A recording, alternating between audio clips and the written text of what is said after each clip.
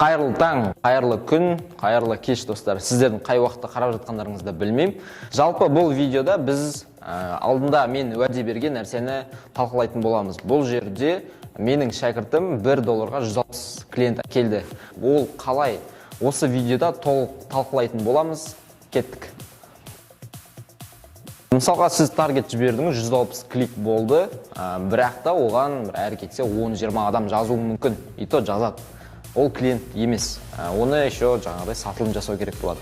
Және де осы жерде 160 клик жасау үшін сізде $4-5 қаражат кетуі мүмкін.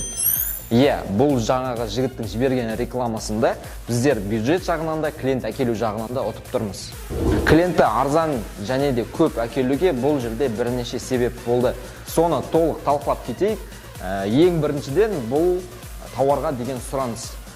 Жарнамаланып жатқан тауар болғандықтан сұраныс өте жақсы болды. Екінші әсер еткен нәрсе бұл дұрыс жасалған контент. Контенттің ішіне баннер, видео, оффер, копирайтинг кіреді. Үшінші себеп бұл дұрыс таңдалған аудитория.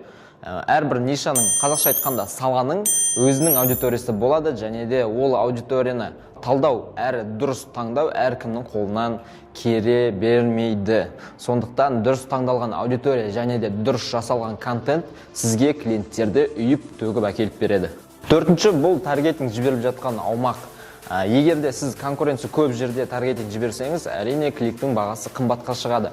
Мысалға, Алматы қаласына таргетинг жіберіп, және де Ақтөбе қаласына да жіберсеңіз, екеуінің жаңағыдай клиенттер келуі, кликтің бағасы екі түрлі болуы мүмкін.